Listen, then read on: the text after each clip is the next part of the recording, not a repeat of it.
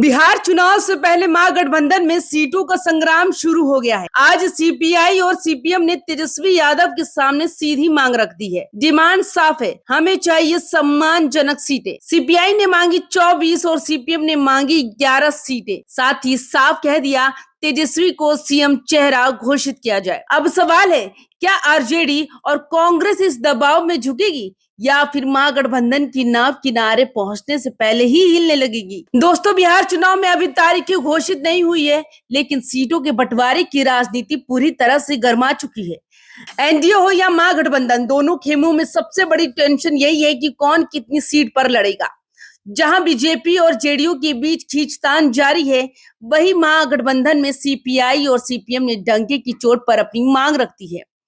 Left के दलों का साफ कहना है कि सीपीआई को चाहिए 24 सीट और सीपीएम को चाहिए 11 सीट, यानी कुल 35 सीटों की मांग है। सिर्फ इतना ही नहीं, उन्होंने ये भी कहा तेजस्वी यादव को महागठबंधन का मुख्यमंत्री चेहरा घोषित कर दिया जाए।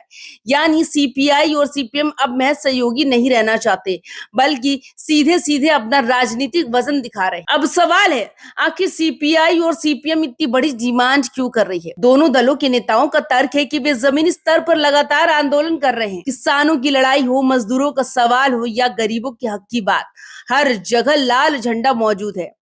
उनका कहना है कि जब जनता के बीच उनका इतना मजबूत नेटवर्क है, तो चुनाव में भी उन्हें उतना ही सम्मान मिलना चाहिए। सीपीआई और सीपीएम का कहना है कि उन्हें पूरा विश्वास है कि बड़े दल त्याग करेंगे और हमें सीटें दे देंगे। उनका ये भी कहना है कि नई पार्टियां आ रही हैं, जेएमएम भी शामिल हुआ है, लेकिन हमारे जनाधार को नजरअंदाज नहीं किया जा सकता। सीपीआई और सीपीएम ने सीधे सीधे कहा कि बड़े दलें यानी आरजेडी और कांग्रेस को त्याग करना होगा, अपने कोटे से सीटें कम करनी होंगी और हमें सम्मानजनक हिस्सेदारी देनी होगी। उनका साफ संदेश था कि जो बड़े दल है उन्हें त्याग करना पड़ेगा, वरना जनता समझ जाएगी कि किसने गठबंधन को कमजोर किया। नेताओं ने यह भी कहा कि सीपीआई और सीपीएम सिर्फ राजनीतिक दल नहीं, बल्कि वैचारिक आधार पर काम करने वाली पार्टियां हैं। गरीबों और मजदूरों के बीच उनकी पकड़ मजबूत है। उनका मानना है कि अगर उन्हें पर्याप्त सीटें मिली तो महागठबंधन और मजबूत होगा।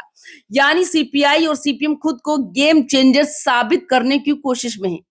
अब ये भी समझ लीजिए कि सीपीआई और सीपीएम क्यों इतनी ताकत से डिमांड कर रही है। 2020 के चुनाव में सीपीआई, सीपीएम और माले ने अच्छा प्रदर्शन किया था। माले ने तो कई सीटें जीती थी और महागठबंधन को फायदा पहुंचाया था। इस बार सीपीआई और सीपीएम भी उसी आधार पर ज्यादा सीटें मांग रही है। यानी उनकी रणनीति साफ है, जनाधार और वैचारिक राजनीति को ताकत बनाकर सीटों पर दबाव। अब सबसे बड़ा सवाल यही है, क्या तेजस्वी यादव इन डिमांड्स को मानेंगे? तेजस्वी के सामने चुनौती दोहरी है। एक तरफ कांग्रेस भी सीटों की बड़ी मांग कर रही है, दूसरी तरफ अब सीपीआई और सीपीएम ने मिलकर 35 सीटें मांग दी। अगर वे सबको संतुष्ट करने की कोशिश करेंगे तो अपने उम्मीदवारों की संख्या घटानी पड़ेगी, और अगर नहीं मानेंगे तो महागठबंधन में दरार पड़ सकती है। यानी साफ है, बिहार में सीट बंटवारे का खेल इस बार बेहद पेचीदा होने वाला है। एनडीए हो या महागठबंधन, हर जगह खींचतान है।